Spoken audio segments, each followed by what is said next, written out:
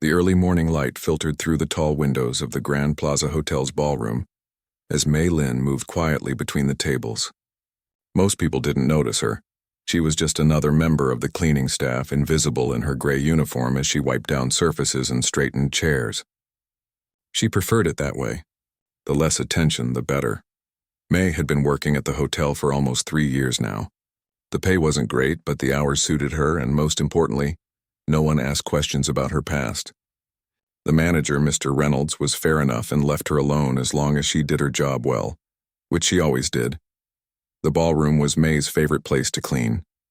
Unlike the cramped hotel rooms or the busy kitchens, it had space to breathe and think. High ceilings with crystal chandeliers, polished wooden floors that gleamed under the lights, and in the far corner, an old grand piano that had seen better days. The hotel kept it as decoration, a beautiful antique piece that completed the room's elegant atmosphere. Mei paused in her cleaning, looking at the piano from across the room. Even from a distance, she could tell it needed care.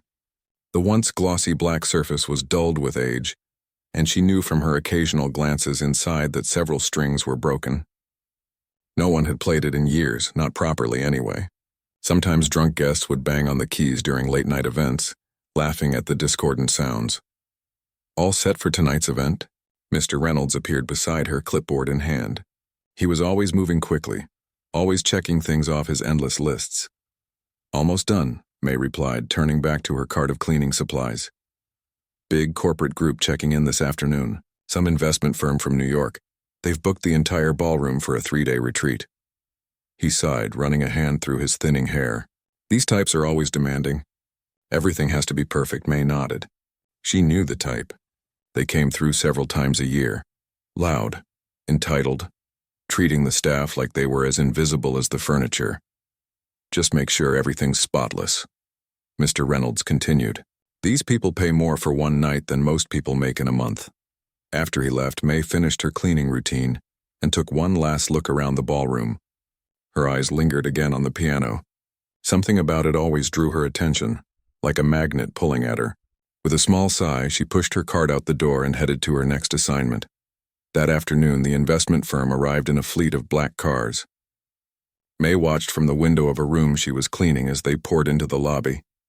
Men in expensive suits, women in designer dresses, all with that confident air of people who were used to getting exactly what they wanted. Their voices carried throughout the hotel, loud and unconcerned about who might hear them. By evening, Mei had finished her shift, but Mr. Reynolds asked if she could stay late. 2 of the night staff called in sick, he explained, looking harried. I'll pay overtime. I just need someone to be on call if these executives need anything during their welcome dinner. Mei agreed. She didn't have anywhere else to be, and the extra money would help with her rent this month. As the evening progressed, the sounds of the corporate party grew louder. Music played, glasses clinked, and laughter echoed down the hallways. Mei kept to the service areas, occasionally restocking the bar or clearing away empty plates when the catering staff fell behind. Around 10 o'clock, she was asked to bring fresh ice to the ballroom. As she entered through the side door, carrying the heavy bucket, she tried to blend into the background. The room had transformed since morning. The lights were dimmed, candles flickered on the tables, and nearly 100 people in formal wear mingled and danced. The energy was different now. Looser, wilder, as the open bar had been flowing for hours. Mei made her way to the bar setup, keeping her eyes down. She was almost there when someone bumped into her, nearly causing her to drop the ice bucket. "Watch it," a man's voice snapped. He was tall, with slicked back hair and a red face that suggested he'd had too much to drink. The name tag on his expensive suit read Richard Blackwell. "Executive Director." "Sorry, sir," Mei murmured, stepping aside. But instead of moving on, the man looked at her more closely, his eyes narrowing. "Hey, you're the cleaning lady, right? The one I saw earlier?" Mei nodded slightly, wishing she could disappear. A few people nearby had turned to watch. "What's your name?" he demanded, swaying slightly. "Mei," she answered quietly. "Speak up. Can't hear you over this terrible music," he said, louder now. More heads turned. "Mei Lin," she repeated, a little stronger this time. Richard grinned, but there was nothing friendly about it. "Mei Lin! Our little cleaning lady. Tell me, Mei Lin, do you enjoy working here? Cleaning up after people like us?" Mei felt her face grow hot. "Excuse me, I need to deliver this ice." No, no, wait, Richard said, putting a hand on her arm to stop her. I'm curious. What skills do you have besides scrubbing toilets? A small crowd had formed now. Some looked uncomfortable, but most were smirking, enjoying the spectacle. At the edge of the group, May spotted Mr. Reynolds. His face frozen in an awkward smile, clearly unwilling to intervene with such an important guest. I just do my job. Sir? May said, trying to keep her voice steady. Come on, Richard pressed. Everyone's good at something. What about hobbies? What does a cleaning lady do for fun? The room had grown quieter. Even the music seemed to have faded into the background. May felt dozens of eyes on her, waiting for her response. She wanted to run, but her feet felt rooted to the floor. Richard's gaze drifted past her, landing on the old piano in the corner. His face lit up with malicious inspiration. I bet you're musical, aren't you? Most people like you are, right? His words were slurred but deliberate. May said nothing. Her heart was pounding so hard she was sure everyone could hear it. Hey, everyone, Richard called out, raising his glass. Our cleaning lady here is going to entertain us. She's going to give us a little concert. Laughter rippled through the crowd. Someone whistled. May clutched the ice bucket tighter. No, really, I'm not, she began, but Richard was already guiding her toward the piano, his hand firmly on her back. Don't be shy, he said loudly. We want to hear what you can do. As they approached the piano, another executive spoke up. That old thing doesn't even work, Rich. Hotel keeps it for show. Even better. Richard laughed. Let's see what our talented custodian can do with a broken piano. That should be entertaining. They reached the piano and Richard dramatically pulled out the bench. Your stage awaits, maestro, he announced with a mocking bow. May stood frozen, the ice bucket still in her hands. The crowd had followed them, forming a semicircle. Some looked excited for the joke, others uncomfortable but unwilling to object. Mr. Reynolds hovered at the edge, his face a mask of professional neutrality that didn't quite hide his discomfort. I really need to get back to work. May tried again. Oh, this is your work now, Richard insisted. Consider it. Customer service. We're customers and we want service. His tone left no room for refusal. Someone took the ice bucket from her hands. Another person nudged her toward the bench. May felt trapped, cornered by expectation and the power these people held over her job. With no choice left, she slowly sat down at the piano bench. The leather was cracked with age, the once fine grain now rough under her fingers. The fallboard covering the keys was dusty. No one had opened it in a long time, not to actually play anyway. As May reached for the fallboard, she heard whispers and stifled laughs behind her. She knew what they expected. A humiliating failure, a punchline to their cruel joke. Her hands trembled slightly as she lifted the wooden cover and revealed the yellowed ivory keys beneath. Some were chipped, others stained. She could already see that several in the upper register were missing entirely. May stared at the keyboard, feeling the weight of all those eyes on her back. The room had gone quiet with anticipation. Someone coughed. Another person whispered something that made others snicker. But as she looked at those keys, broken and neglected as they were, something settled inside her. A calm that she hadn't felt in a very long time. This piano might be damaged, but it was still a piano, and no one in this room had any idea who she really was. Her fingers hovered over the keys for just a moment as she took a deep breath. Then, with all the dignity she could muster, May Lin straightened her back, adjusted her position, and prepared to play. Behind her, Richard Blackwell smirked at his colleagues, raised his glass in a silent toast to what he thought would be the evening's best entertainment, the humiliation of a humble cleaning woman who dared to exist in his world. He had no idea what was about to happen. May gently pressed one key, then another.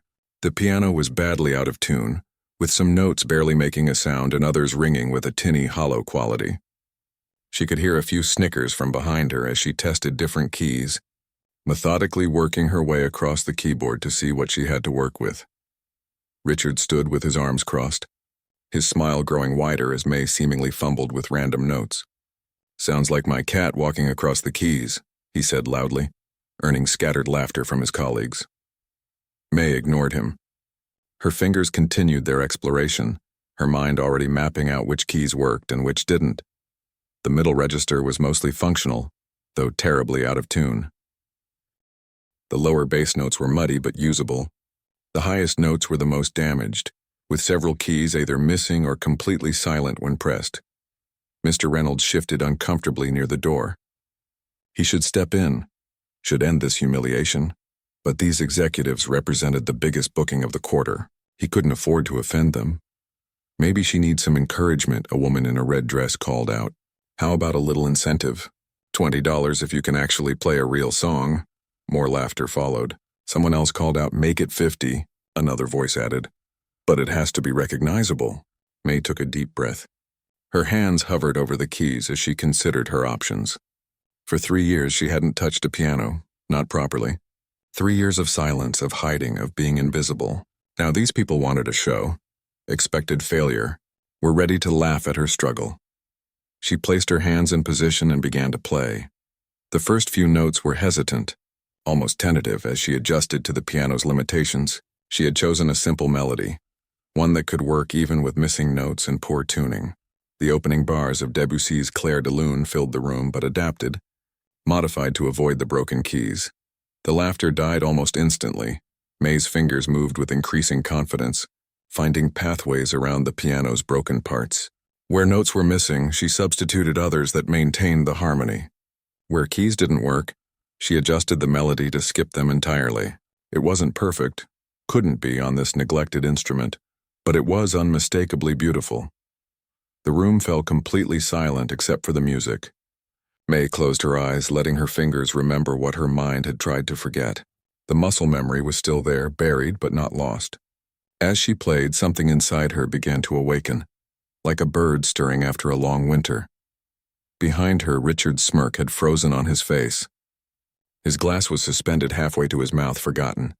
Around him, his colleagues stood in stunned silence, their mocking laughter replaced by expressions of disbelief and, slowly, genuine wonder. Mr. Reynolds stared open-mouthed from his position by the door. In 3 years, he had never suspected, never imagined that the quiet woman who cleaned his hotel possessed such talent. He found himself thinking of all the times he'd seen her glance at the piano, the way she seemed drawn to it whenever she thought no one was looking. As the piece progressed, May's confidence grew. Her body swayed slightly with the music, her face softening as she surrendered to the familiar comfort of playing. She moved beyond the Debussy piece, transitioning seamlessly into something more complex, a Chopin nocturne, adapted on the fly to work within the piano's limitations. One of the younger executives near the front whispered to his colleague, "That's Chopin, nocturne in E-flat major. My mother used to play it." The woman beside him nodded, transfixed. "But the piano, it's broken. How is she making it sound like that?" Indeed, under May's skilled hands, the broken piano seemed to be healing itself. Notes that had sounded harsh and discordant moments ago now blended into a harmonious whole. She couldn't fix the missing keys or repair the broken strings, but she could work around them, using her knowledge of music theory to substitute and adapt without losing the essence of the piece. Richard finally lowered his glass, his face flushed with embarrassment rather than alcohol now. What had begun as a cruel joke to humiliate a cleaning woman had transformed into something else entirely. A moment of unexpected beauty that had silenced an entire room of powerful, wealthy people who suddenly seemed small in the presence of true artistry. As May played, memories flooded back, years of practice, of competitions, of concert halls. The joy of music that had once been the center of her life. The path that had once seemed so clear before everything changed. Before the accident, before the panic attacks that made it impossible to perform, before she'd walked away from it all, seeking anonymity in a job where no one would recognize her, where no one would have expectations. She hadn't planned to play like this again. Certainly not here, not for these people. But now that her fingers were moving across the keys, now that the music was flowing through her again, she couldn't stop. Didn't want to stop. The Chopin piece gave way to something else. Not a classical piece this time, but something modern. A popular song from recent years that she transformed, elevating the simple melody into something rich and complex. A few people recognized it and exchanged glances of amazement at how she had reinvented a song they thought they knew. A young waitress who had been serving drinks stood motionless, trays forgotten in her hands, tears streaming down her face. An older businessman in an expensive suit closed his eyes, transported by the music to some distant memory. Even the bartenders had stopped their work to listen. No one spoke. No one moved. The entire ballroom seemed to be holding its breath. Mr. Reynolds found himself thinking about the piano. How long had it been sitting there, unused and neglected? 5 years? Maybe longer. The hotel had kept it as decoration, an elegant prop that added character to the room. No one had bothered to have it tuned or repaired because no one ever played it. Not really played it, as May was doing now. He felt a pang of regret. If he had known she could play like this, he would have had the piano restored years ago. How many evenings could she have filled this room with music? How many guests could have experienced what they were experiencing now? As the piece came to an end, May's fingers slowed, the final notes lingering in the air. For a moment, there was absolute silence. No one seemed to know how to react to what they had just witnessed. Then from the back of the room, someone began to clap. Others joined in, the applause building until it filled the ballroom. A few people wiped away tears. Others simply stood in awe. May remained seated at the piano bench, her back to the room, her hands now resting quietly in her lap. She hadn't played for an audience in so long. The sound of applause, once so familiar, then so feared, washed over her like a wave. She wasn't sure how to feel. Slowly, she turned to face the crowd. These were the same people who, minutes earlier, had been laughing at her, treating her as nothing more than entertainment, less than human. Now they looked at her differently, with respect, with wonder, with questions in their eyes. Richard Blackwell stood front and center, his arrogant smile gone, replaced by an expression May couldn't quite read. Shame? Surprise? Respect? Perhaps all three. He took a step toward her, opening his mouth as if to speak, then closing it again, for once at a loss for words. Finally, he asked the question everyone was thinking. Who are you? May looked at him for a long moment. It was a more complicated question than he knew. Who was she now? The famous pianist she had once been? The anonymous cleaning woman she had become? Or someone in between? Someone who had been hiding from herself as much as from the world? As the crowd waited for her answer, May Lin realized that, for the first time in 3 years, she was ready to find out. May looked at the faces staring back at her, all those eyes filled with questions and new respect. For a moment she was tempted to run, to retreat back to the safety of invisibility, but something had changed when her fingers touched those keys. Something long dormant had awakened. I'm just the cleaning lady, she said quietly, rising from the bench, and my shift is over. She turned to leave, but Richard stepped forward, blocking her path. Wait, he said, his voice stripped of its earlier mockery. That was incredible. Where did you learn to play like that? Others murmured in agreement, moving closer. The crowd had transformed from spectators of a cruel joke to an audience hungry for answers. It doesn't matter, May replied, uncomfortable with the attention. An older woman with silver hair stepped forward. Unlike the others, she wore a simple black dress with a single strand of pearls. It was the Shanghai Conservatory, wasn't it? She asked quietly. I recognized the technique. May's eyes widened slightly. How could this woman know? Seeing her reaction, the woman smiled gently. I'm Vivian Chen. I taught piano at Juilliard for 30 years before retiring.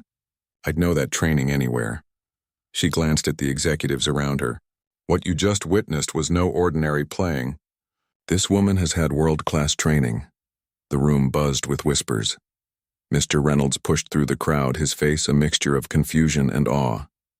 May, he said, is this true? You studied at the Shanghai Conservatory? May hesitated, then nodded once. What was the point in hiding it now? I knew you looked familiar. A younger executive near the back pulled out his phone and began tapping frantically. I'm sure I've seen you somewhere before. May felt a flutter of panic. This was exactly what she had feared. Recognition, questions, the past catching up to her. Vivian Chen watched her face carefully, then turned to address the crowd. Perhaps we could all give Ms. Lin some space. She's given us a beautiful gift tonight, one none of us deserved. She cast a pointed look at Richard, who had the grace to look ashamed.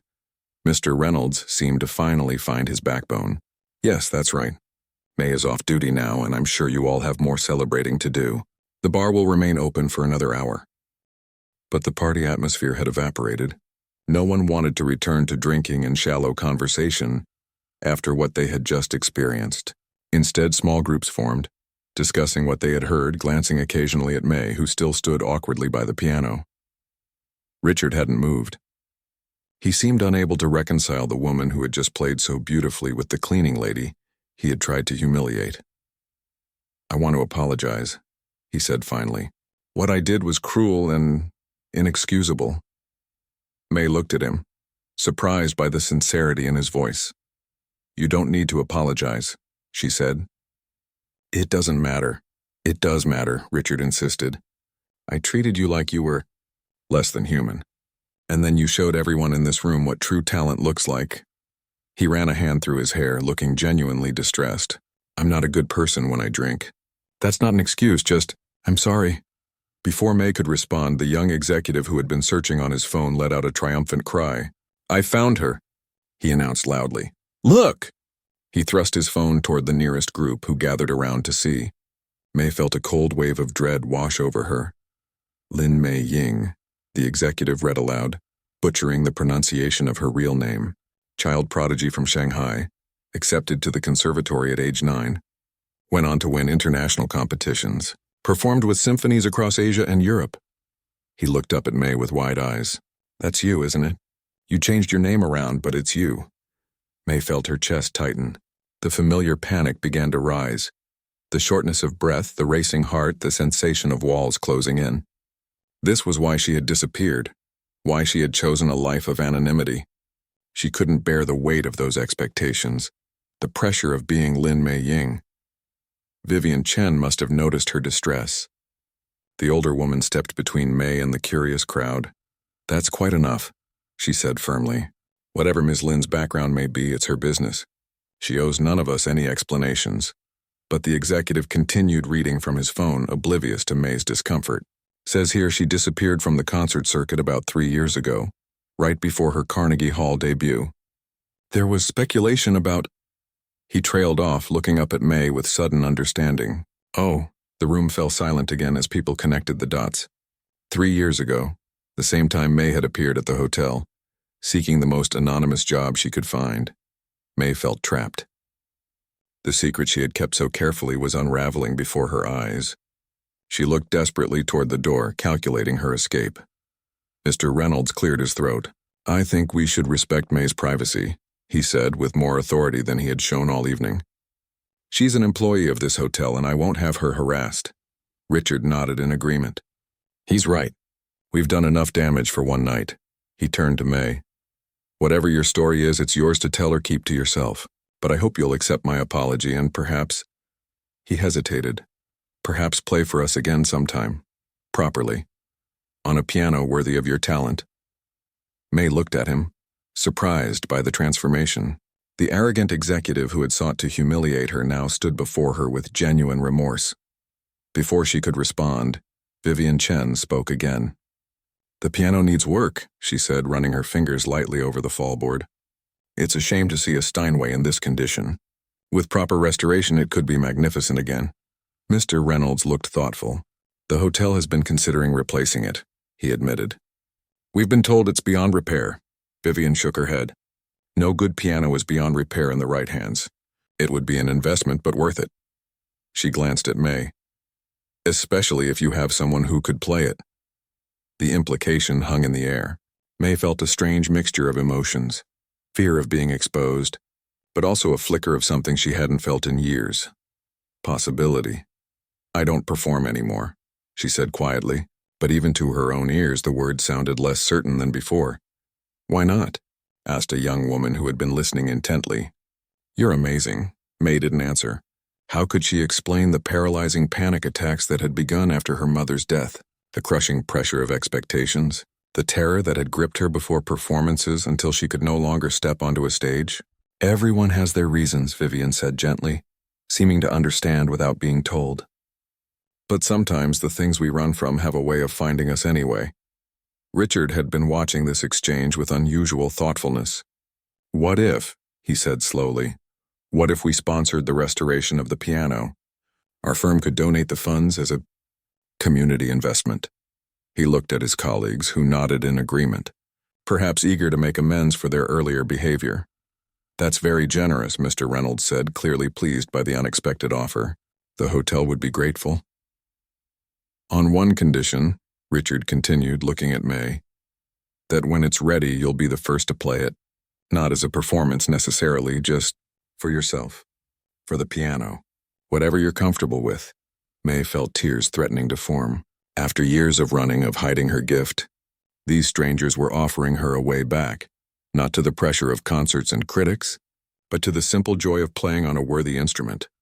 "I'll think about it," she said finally, and she meant it. For the first time in 3 years, she would allow herself to think about playing again, not as Lin Mei Ying, the prodigy with the weight of expectations on her shoulders, but as Mei Lin on her own terms. As the crowd slowly dispersed, returning to their drinks and conversations but with a new sense of wonder, May sat back down at the broken piano. Her fingers hovered over the keys, not playing, just feeling their presence.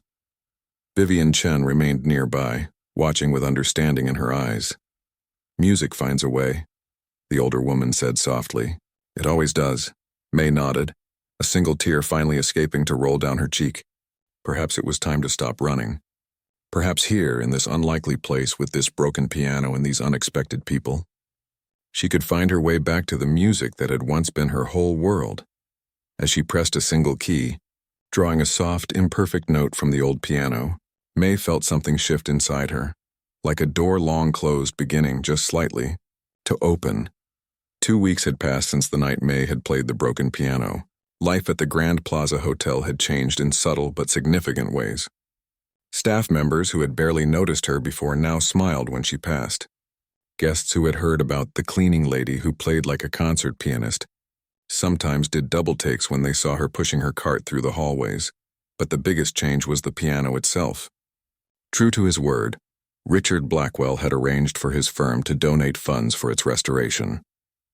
A team of specialists had arrived just 3 days after that memorable night, carefully dismantling the old Steinway and transporting it to their workshop. 6 weeks, the head technician had told Mr. Reynolds. A complete restoration takes time. This is a magnificent instrument underneath all the neglect. Now, as May went about her cleaning duties, she found herself glancing at the empty corner where the piano had stood.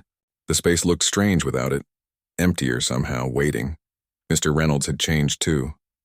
He'd offered May a choice: continue as part of the cleaning staff or take on a new role once the piano returned. "We've been thinking about adding live music in the evenings," he'd explained.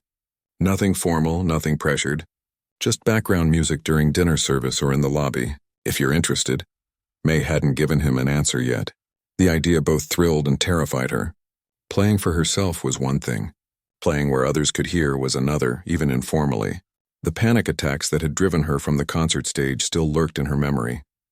As she dusted the front desk, lost in thought, a familiar voice broke through her reverie. "There she is." Vivian Chen approached with a warm smile. The older woman carried a leather portfolio and walked with the graceful posture of someone who had spent a lifetime teaching others to sit properly at a piano bench.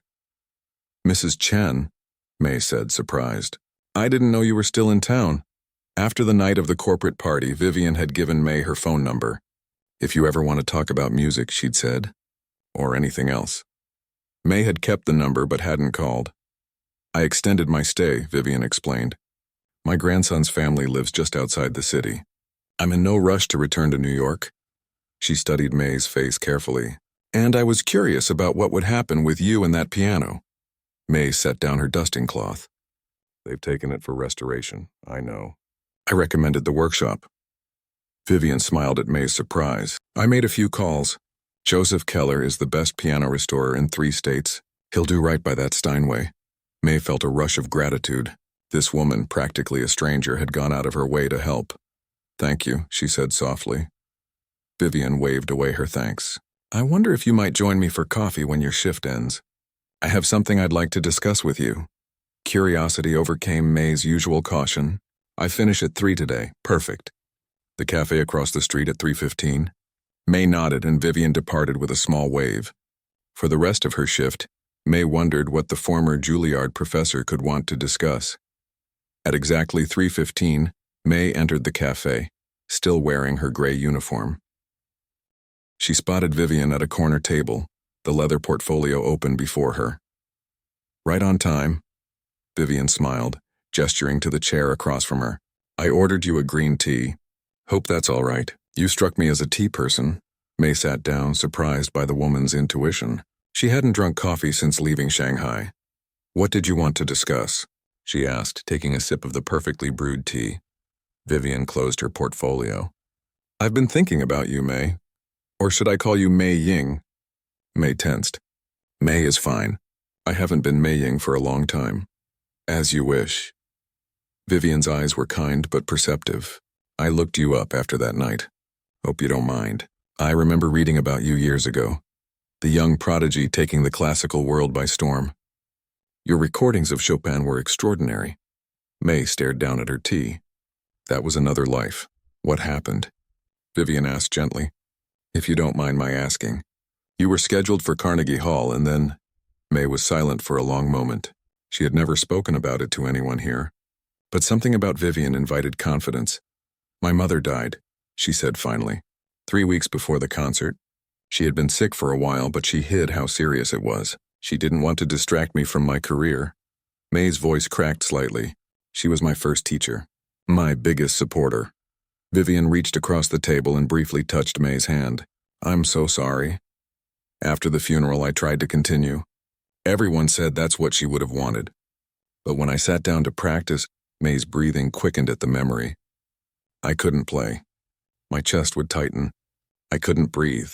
My hands would shake so badly I couldn't hit the keys properly. Panic attacks.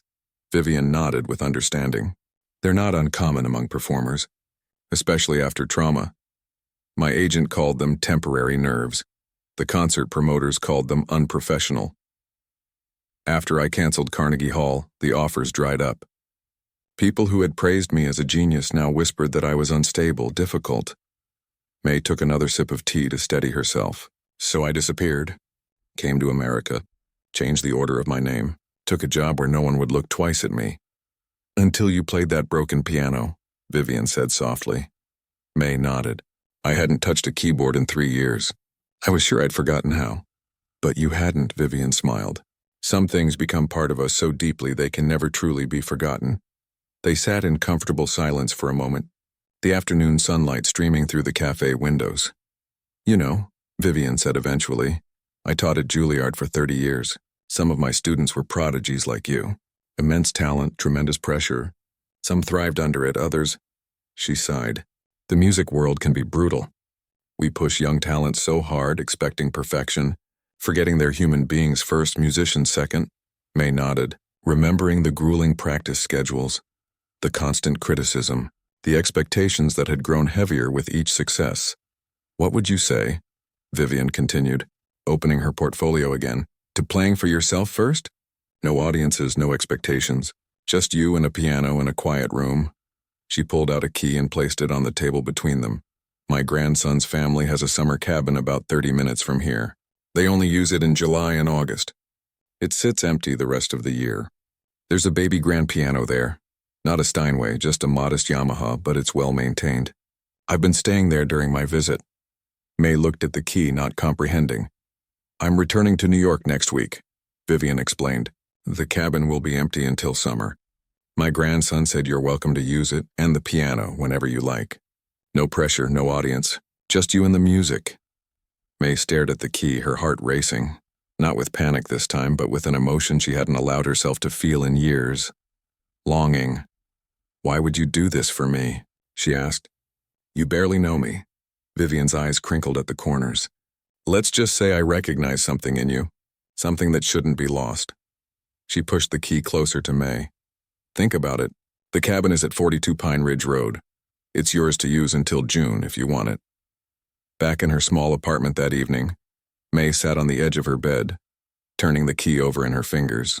On her nightstand sat the business card Mr. Reynolds had given her, with details about the potential music position at the hotel. For 3 years, she had run from music, convinced that returning to it would only bring back the panic, the crushing pressure, the pain of loss. But when her fingers had touched those keys 2 weeks ago, something else had happened instead. For those brief moments while she played, she had felt her mother's presence, not as a source of pressure, but as a gentle, loving memory. Maybe Vivian was right. Maybe she needed to rediscover music on her own terms, not as the prodigy Mei Ying with the weight of expectations, but as Mei playing simply for the joy of it. She reached for her phone and, before she could change her mind, dialed Mr. Reynolds' number. "I'd like to accept your offer," she said when he answered, "but I need some time first. To practice, to find my way back." "Take all the time you need," he replied, unable to hide the pleasure in his voice. "The piano won't be ready for another month at least."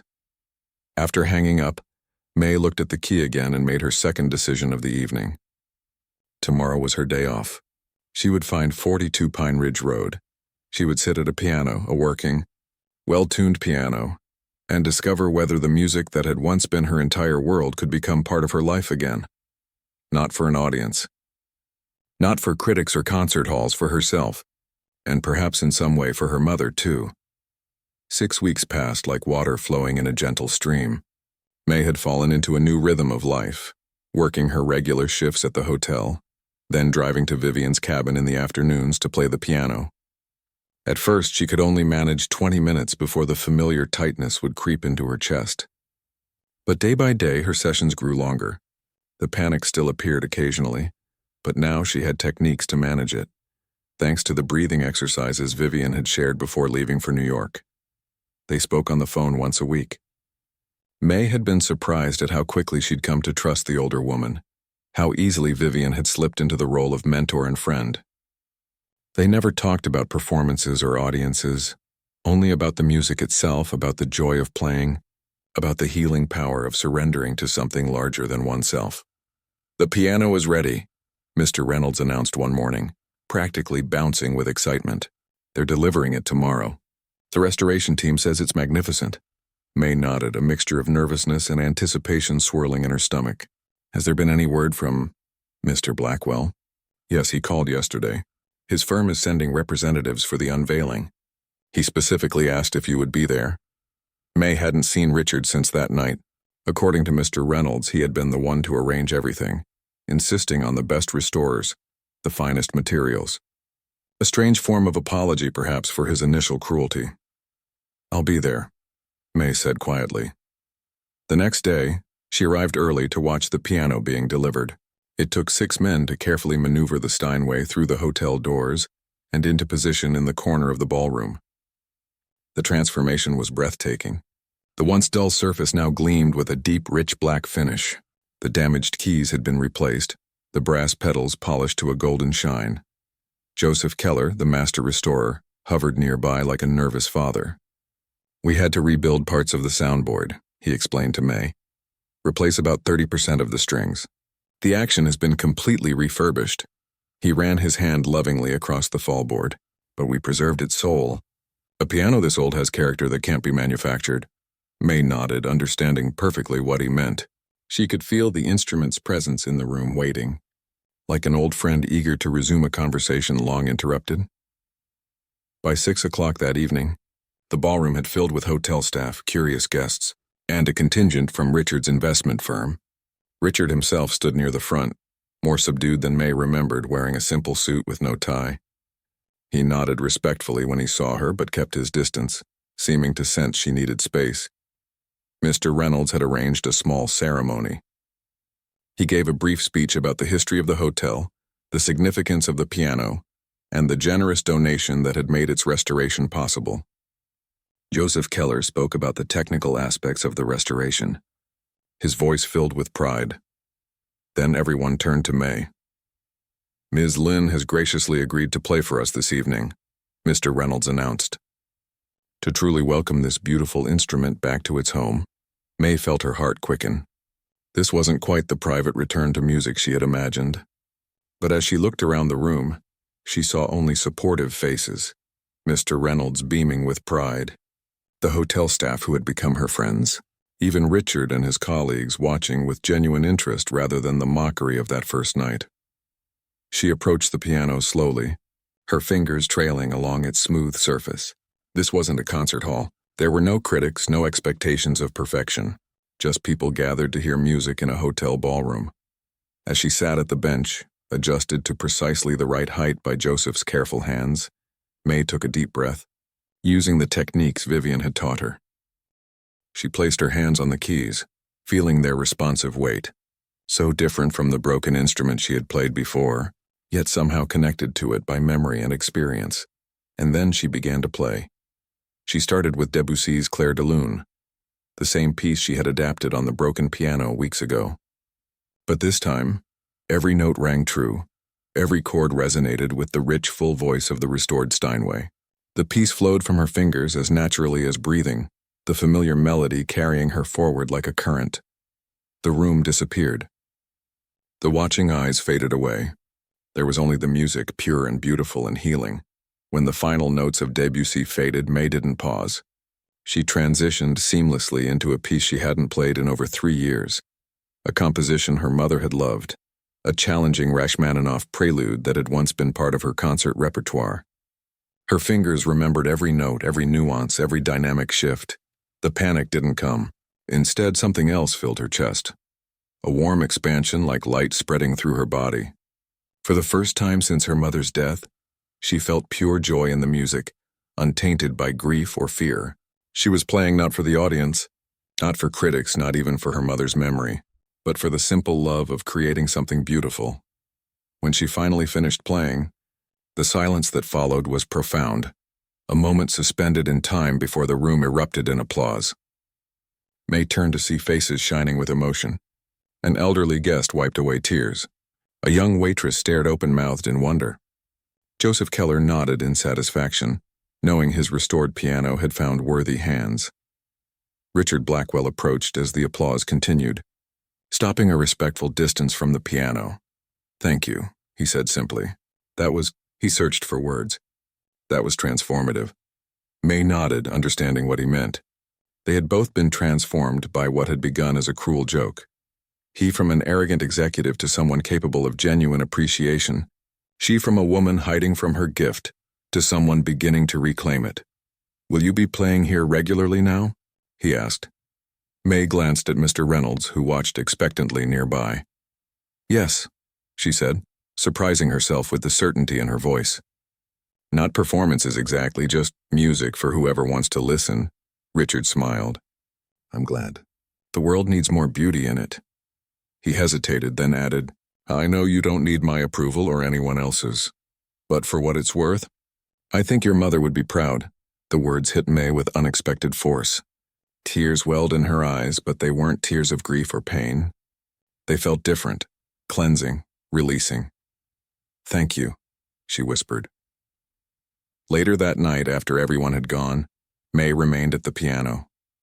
The hotel was quiet, the ballroom empty except for her and the magnificent instrument that had brought her back to herself. She pulled out her phone and dialed Vivian's number. "I played tonight," she said when the older woman answered, "for people. And it felt right." "I knew it would," Vivian replied, her voice warm with pride. "What did you play?" "Debussy, Rachmaninoff." May paused. "And then I improvised. Things I've been working on at the cabin, new compositions." There was a moment of silence on the other end of the line. "You're composing again?" Vivian asked softly. "Yes." May ran her fingers lightly over the keys, not pressing hard enough to make a sound. I think I'm ready to make new music now, not just play the old pieces." "That's wonderful." "May, truly wonderful." After they said goodbye, May sat in the dimly lit ballroom, the moonlight streaming through the tall windows, illuminating the piano in a gentle glow. She thought about the journey that had brought her here, from the heights of concert stages to the anonymity of hotel hallways, from the broken piano that had been meant as her humiliation to this restored instrument that now felt like a second chance. She would never be Mei Ying again, the prodigy burdened with expectations. But she didn't need to be just May the cleaning lady either. She could be something new, something of her own making.